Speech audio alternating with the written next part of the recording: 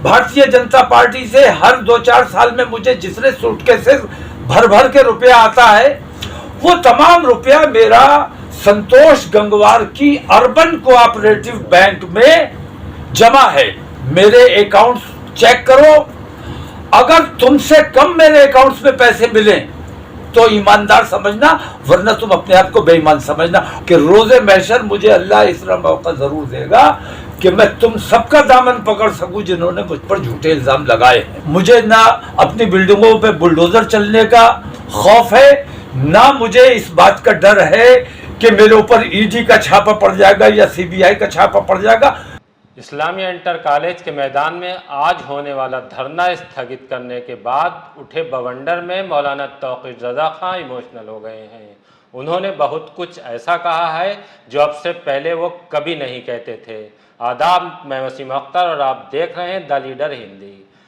मौलाना तौक़ीर रज़ा खां जो all India इत्तेहाद मिल्लत council के अध्यक्ष हैं, नबीर आला हज़रत हैं, उन्होंने नबी की शान में गुस्ताखी के खिलाफ नुपुर शर्मा की गिरफ्तारी को लेकर इस्लामिया इंटर कॉलेज के मैदान में आज धरने का ऐलान किया था।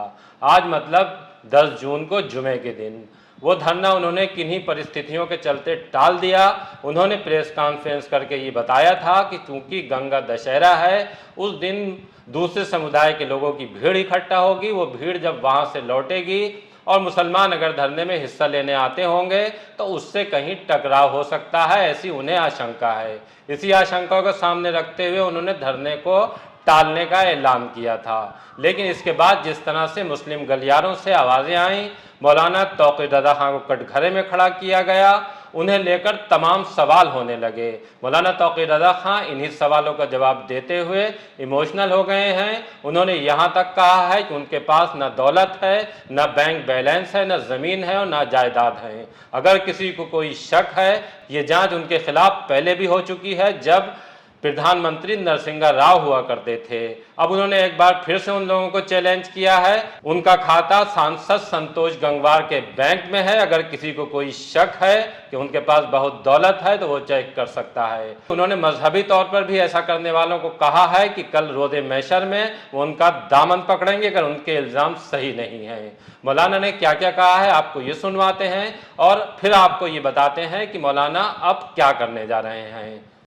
मुझे खूब याद है नरसिम्हा राव के दौरे हुकूमत में कितने सूटकेस भर के मैंने रुपया नरसिम्हा राव सरकार से लिया था। लोगों ने शहरों के नाम बताए थे, कहाँ कहाँ मेरा पेट्रोल पंप है, कहाँ कहाँ मेरी गैस की एजेंसी है। लेकिन मैंने कभी वजाहत करना मुनासिब नहीं समझा। वक्त ने बताया कि मैं कितना बेईमान हूँ और मेरे कितने पेट्रोल पंप हैं, कितनी गैस की एजेंसियाँ हैं।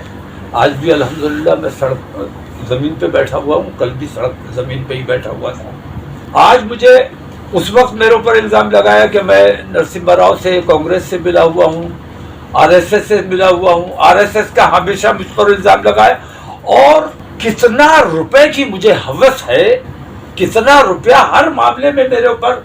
देवबंद वाले दौरे में मेरे ऊपर रुपए का इल्ज़ाम लगाया गया कि देवबंद से मैंने रुपया ले लिया, बीजेपी से मैंने रुपया ले लिया। हर चुनाव में मैं बीजेपी को जिताने के लिए रुपया लेता हूं। ये सच्ची बात है।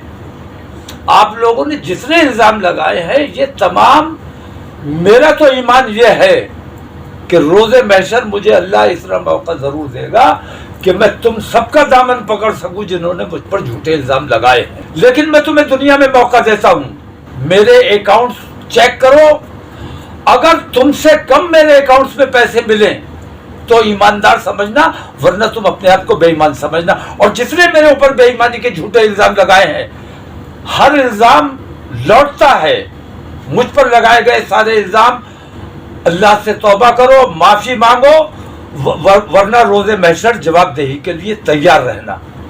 मेरा अकाउंट, मैंने जितनी बेईमानी की है, आरएसएस से जितना मुझे पैसा आया है, भारतीय जनता पार्टी से हर 2-4 साल में मुझे जितने सूटकेसेस भर भर के रुपया आता है, वो तमाम रुपया मेरा संतोष गंगवार की अर्बन कोऑपरेटिव बैंक में जमा है।